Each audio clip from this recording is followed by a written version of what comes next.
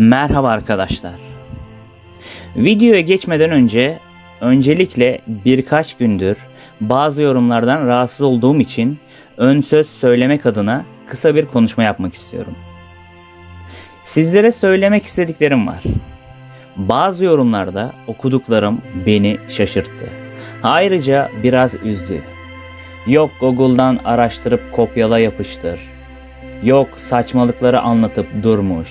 Bazı yorumdaysa katıla güldüm gibi saçma sapan yorumlar okudum. Bakın, benim buradaki amacım, ben kesinlikle film eleştirmeni falan değilim. Ve hiçbir filme eğer kötüyse iyi, iyiyse de kötü demem. Demedim de. Araştırma konusuna gelecek olursak, genelde hep şimdiye kadar film hakkında bildiklerinizi unutun gibi ibareler kullanırım. Evet, araştırıyorum ve seçtiğim filmler genelde filmin arkasında neler olduğunu sunmak.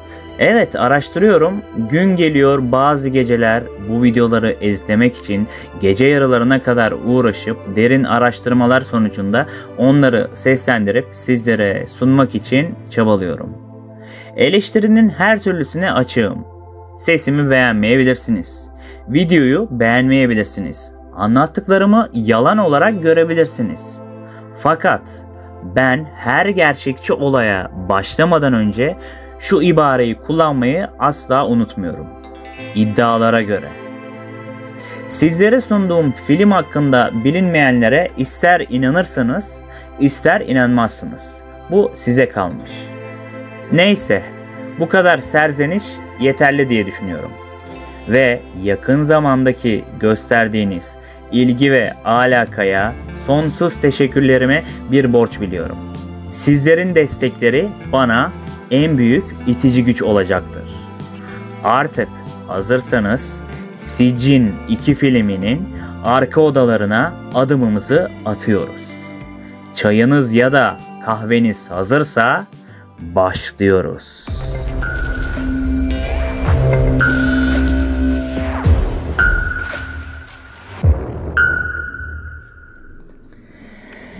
Sicin 2, 2015 yapımı bir Türk korku filmidir.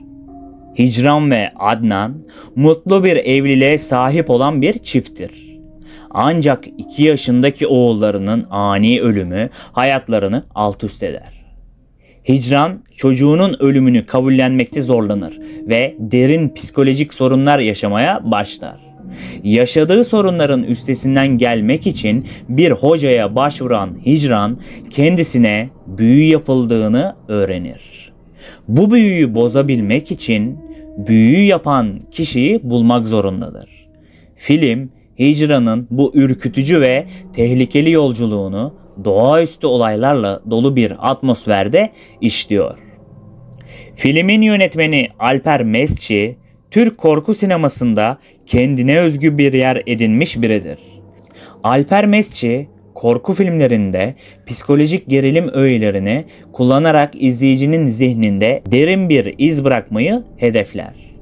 Sicin 2 de bu yaklaşımının bir ürünü olarak izleyicileri sadece anlık korkutmayı değil, aynı zamanda onları filmden sonra da rahatsız edecek bir atmosfer yaratmayı amaçlamıştır. Gelin şimdi bu filmin arkasında neler olmuş yavaş yavaş adımımızı atalım. Sicin 2 çekimleri sırasında oyuncular sette bazı garip ve açıklanamayan olaylar yaşadıklarını belirtmişlerdir.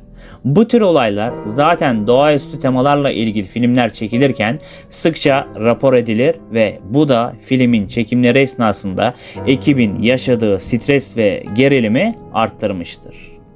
Sicin 2 Türkiye'de ve uluslararası platformlarda büyük bir başarı elde etmiştir. Film sadece Türkiye'de değil, Arap ülkeleri ve Avrupa'daki eleştirmenler arasında da ilgi görmüştür. Bu, Türk korku sinemasının yurt dışında da bir izleyici kitlesi bulabileceğini gösteren bir başarıdır.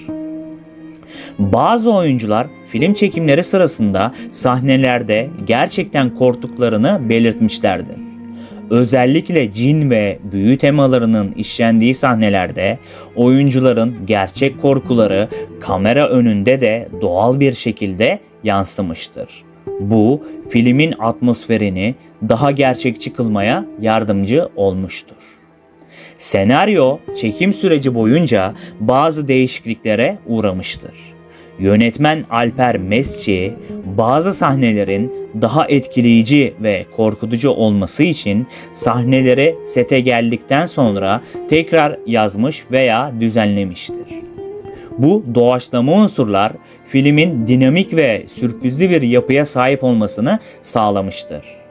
Filmin bazı sahneleri gerçek köylerde ve kasabalarda çekilmiştir. Özellikle Çanakkale'de bulunan Issız Cuma mezarlığında bu filmin bazı sahneleri çekilmiştir. Bu mekanlarda yaşayan yerel halk film çekimlerine büyük ilgi göstermiş ve hatta bazı sahnelerde figüran olarak yer almışlardır. Yerel halkın bu katılımı filmin atmosferine otantik bir katkı sağlamıştır. Oyuncular ve set ekibi çekimler arasında zaman zaman dua etmiş veya koruyucu dualar okumuşlardır. Büyü ve cinlerle ilgili sahnelerde yaşanan gerilim ve korkunun etkisini azaltmak amacıyla yapılan bu ritüeller ekibin moralini yüksek tutmak için de önemli bir rol oynamıştır. Filmin müzikleri ve ses tasarımı izleyicinin gerilimini arttırmak amacıyla özel olarak tasarlanmıştır.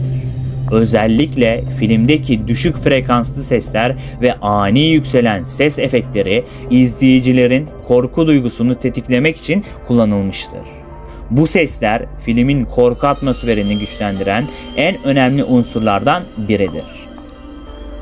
Film ekibi çekimler sırasında bazı zorluklarla karşılaşmış ve bu süreçte birçok doğaçlama çözüm üretmek zorunda kalmışlardır. Özellikle korku türünde çalışmanın getirdiği stres ve yoğun duygusal baskılar ekip üzerinde büyük bir etki yaratmıştır. Siccin 2 filminin ilk sahnelerinden birinde küçük bir çocuğun üzerine dolap düşmesi sahnesi vardır. Filmin korku dolu atmosferini hemen hissettiren güçlü bir açılış sahnesidir ve korkuyu tam bir trajik dram olarak sunmayı hedeflemiştir. Şahsen bu sahne beni en etkileyen sahnelerden biri olmuştur ve sonrasında yaşanılan korkunç acıyı çok güzel işlemişlerdir. Şimdi bu sahneyle ilgili bazı ilginç bilgiler vermek istiyorum. Bu sahne izleyiciyi hemen filmin gerilim dolu dünyasına çekmeyi amaçlar.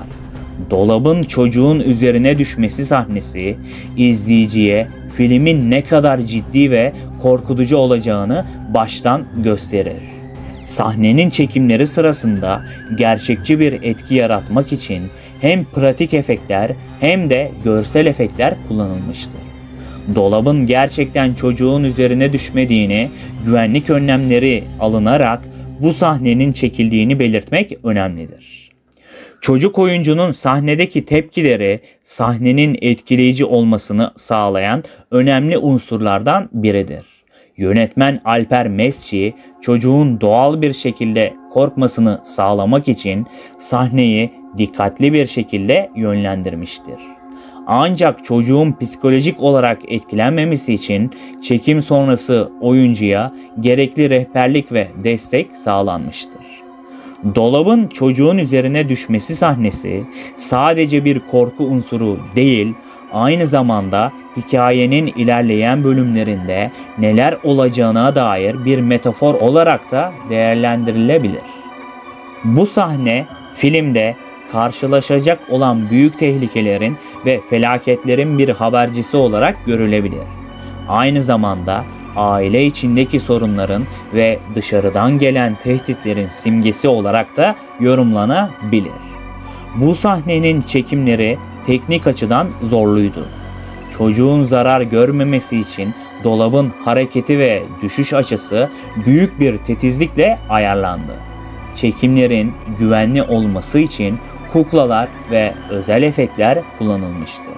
Ayrıca dolabın ağırlığı ve hareketi bilgisayar efektleriyle desteklenmiştir.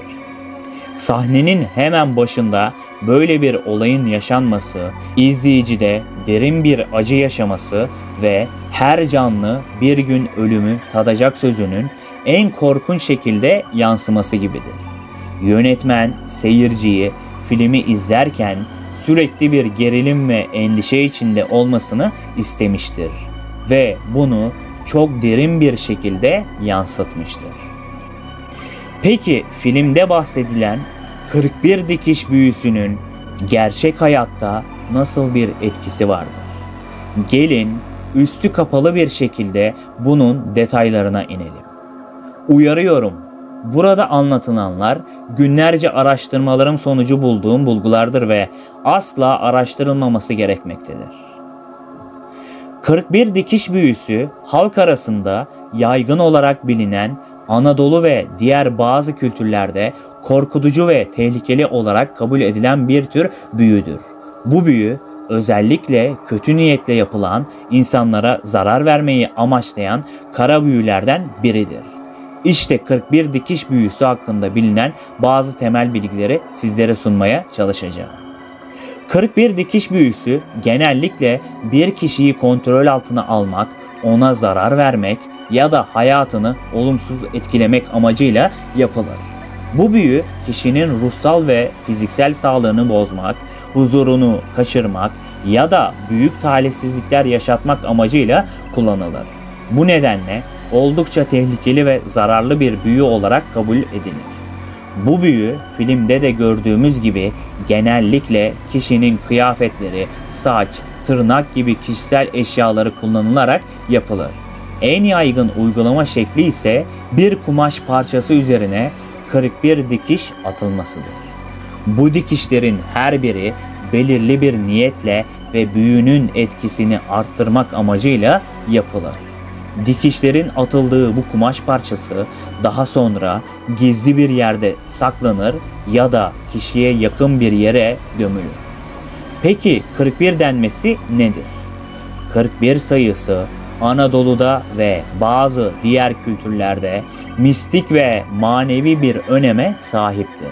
41 sayısı halk inançlarında belirli bir güce sahip olarak kabul edilir ve bu nedenle büyü yaparken bu sayı sıklıkla kullanılır. 41 dikiş büyüsünde de bu sayı büyünün etkisini ve gücünü arttırmak amacıyla kullanılmaktadır. Bu tür büyülerin etkileri kişiden kişiye değişebilir. Kimi zaman kişi fiziksel rahatsızlıklar, baş ağrıları, mide problemleri gibi sağlık sorunları yaşayabilir. Ayrıca ruhsal olarak da huzursuzluk, sürekli korku, kabuslar ve depresyon gibi belirtiler gösterebilir. Büyünün yapıldığı kişinin hayatında çeşitli talihsizlikler yaşaması da sıkça rapor edilen bir durumdur. 41 dikiş büyüsüne maruz kaldığına inanan kişiler genellikle dini ritüeller ve dualarla bu büyünün etkisinden kurtulmaya çalışır. Ayrıca bu tür büyüleri bozabilecek uzman kişiler yani hocalar ya da medyumlar bu büyüyü bozmak için belirli ritüeller ve dualar kullanır.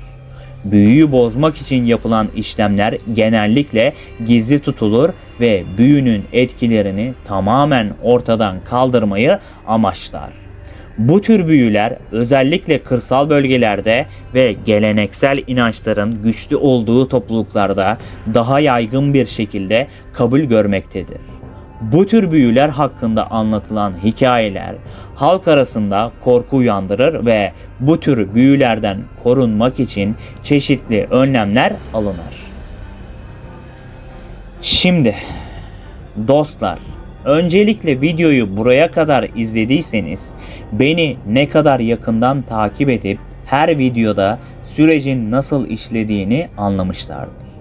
Filmle ilgili bilinmeyenleri sunduğuma göre gelin benimle birlikte filmin gerçek olayı neymiş, koridorun en ucundaki karanlık odaya girişimizi yapalım. Issız Cuma Mezarlığı. Araştırmalarımda hep standart bilgiler çıktı. Bunları elbet size sunacağım. Fakat bilinmeyen bir şeyler var mı, ona da göz atacağız. 1967 yılının koyu bir kış gecesinde yaşanılan olay, Çanakkale'nin Yenice ilçesine bağlı Seyvan ve Çakıroba köyleri arasında bulunan Issız Cuma Camii mezarlığında olmuştur. Hatice E. adında bir kadın o yıl bir çocuk dünyaya getirir. Ne yazık ki doğumdan kısa bir süre sonra Hatice vefat eder. Bu trajediyi daha da derinleştiren şey birkaç gün sonra dünyaya getirdiği bebeğin de vefat etmesidir. Anne ve bebek köyün mezarlığında yan yana defnedilir. Olayların ürkütücü kısmı ise bu definden sonra başlar. Anlatılanlara göre yıllar içerisinde mezarlıkta garip bir olay gözlemlenir. Anne ve bebeğin mezar taşları birbirine doğru hareket etmeye başlar. Mezarlıkta sıkça bulunan köy halkı mezar taşlarının her geçen gün biraz daha yaklaştığını fark eder ve bu durum büyük bir korku yaratır. Mezar taşları bir süre sonra tamamen birleşir. Köy halkı bu durumun huzursuz edici olduğunu düşünerek mezar taşlarını ayırır. Ancak bu ayırma işleminden sonra taşlar yeniden birbirine doğru hareket etmeye başlar ve bir süre sonra tekrar birleşir. Bu süreç birkaç kez tekrarlanır ve her seferinde halk taşları ayırmaya çalışsa da her seferinde taşlar yeniden birleşmeye devam eder. Köy halkı bu olayı anlamlandırmakta güçlük çeker ve durumu kabullenmeye başlar. Taşların tekrar birleşmesi köylülerin gözünde bu iki ruhun, yani anne ve bebeğin bu dünyada bile ayrılmak istemediği şeklinde yorumlanır. Zamanla bu mezarlık ve yaşanan bu olay bölgedeki diğer köylere de yayılır ve bir efsane haline gelir. Köylüler arasında bu olay mezarlıkla ilgili doğaüstü hikayelere kapı aralar ve Issız Cuma mezarlığının lanetli ve uğursuz bir yer olduğunu inancını güçlendirir.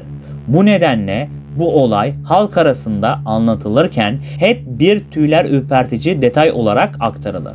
Hatice E ve bebeğinin mezarlarıyla ilgili olay dışında mezarlıkta çeşitli paranormal aktivitelerin de gözlemlendiği rapor edilmiştir.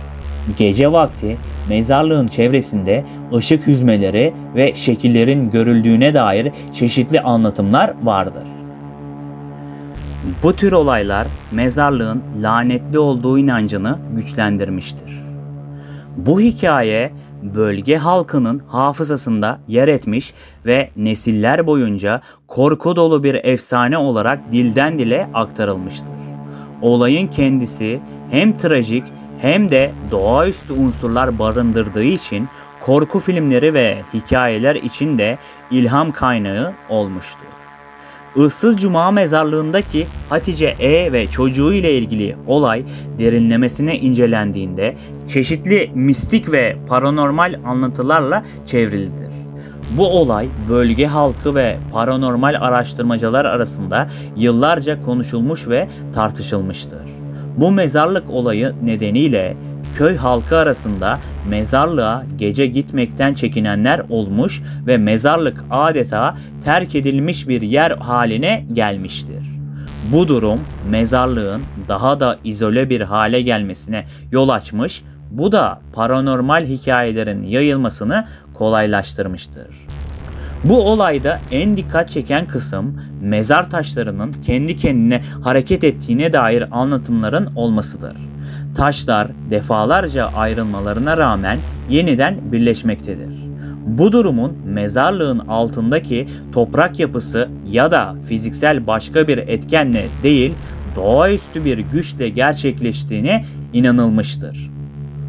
Olay sadece köy halkı arasında değil, çevre köylerde de büyük yankı uyandırmıştır. Halk arasında bu olayın mezarlığın lanetli olduğunun bir göstergesi olarak kabul edilmesidir.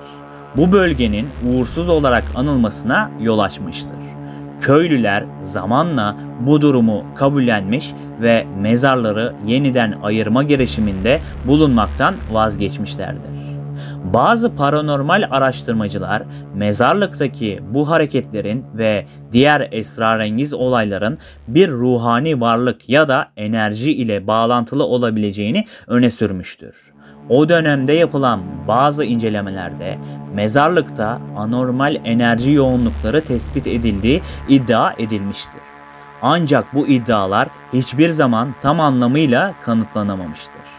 Bazı araştırmacılar mezar taşlarının hareketinin basit bir doğa olayı olmadığını, bunun paranormal varlıkların bilinçli olarak yapmış olabileceğini öne sürmektedir. Buna göre olayın ritüelistik bir bağlamı olabileceği ve Hatice E'nin mezarına ya da bebeğinin mezarına bilinçli bir şekilde müdahalelerde bulunulduğu düşünülmektedir. Bu hikaye sadece Çanakkale ve çevresinde değil, zamanla Türkiye genelinde bilinen bir efsane haline gelmiştir. Bu olayın anlatıları yıllar içinde çeşitli farklı versiyonlarla dilden dile aktarılmıştır. Her anlatı olaya kendi korku unsurlarını ve dramatik detaylarını eklemiştir. Bu da olayın daha da mistik ve korkutucu hale gelmesine neden olmuştur. Bazı anlatılanlara göre Hatice E ve bebeği arasında ölümden sonra bile kopmayan bir bağ olduğu, bu nedenle mezarların birleştiği düşünülmüştür. Bu tür inançlar halk arasında bu olayın daha da gizemli ve ürkütücü bir boyut kazanmasına neden olmuştur. Bu olaylar köylüler ve çevredekiler tarafından kabul edilse de olayın ardındaki gerçeklik hala tam olarak anlaşılamamıştır. Bu durum Issız Cuma Mezarlığı'nın hem yerel halk arasında hem de Türkiye genelinde mistik bir yer olarak anılmasına yol açmıştır. Issız Cuma Mezarlığı sadece bu olayla değil, daha önce de çeşitli garip olaylarla anılan bir yer olmuştur.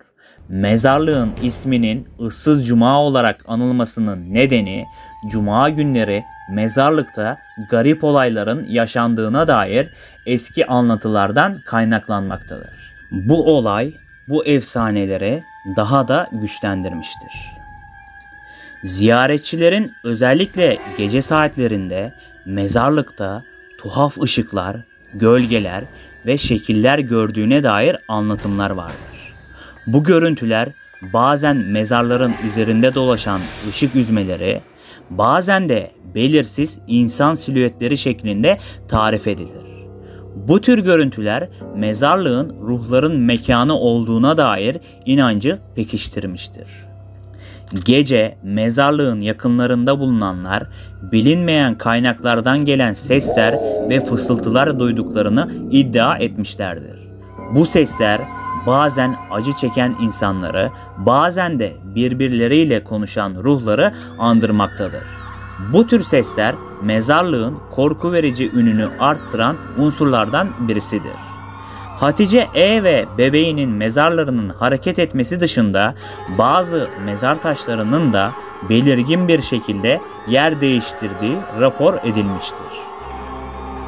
Bu olayların nedeninin doğal etkenler mi yoksa doğaüstü güçler mi olduğu konusunda çeşitli teoriler ortaya atılmaya devam etmektedir. Mezarlıkta dolaşanların sıkça dile getirdiği son bir olay ise aniden soğuyan hava dalgalarıdır. Normal sıcaklıkta bir günde bile mezarlığın belirli bölgelerinde hissedilen bu soğuk hava, mezarlığın doğaüstü varlıklarla dolu olduğuna dair inancı güçlendirmiştir. Evet dostlar, anlatacaklarım bu kadar. Sizlerin konu hakkındaki düşüncelerinizi çok merak ediyorum. Yorumlarda lütfen belirtin. Bu tarz konular genelde bizim kültürümüzde çok yoğun olduğundan dolayı ve çocukluğumuzdan beri duyduğumuz korku hikayelerinin bizde bıraktığı etkiden kaynaklanmaktadır. İnsan bilinmeyenden korkar, kafasında o bilinmeyeni kurup şekillendirdikçe korkusu daha çok artar. Çünkü bizler bu tarz konularla büyüdüğümüz için korkmaya devam ederiz. İnsan olduğumuz için gözümüzdeki perde birçok şeyi engeller. Bu tarz videoların devamı için videoyu beğenmeyi sakın ama sakın unutmayın.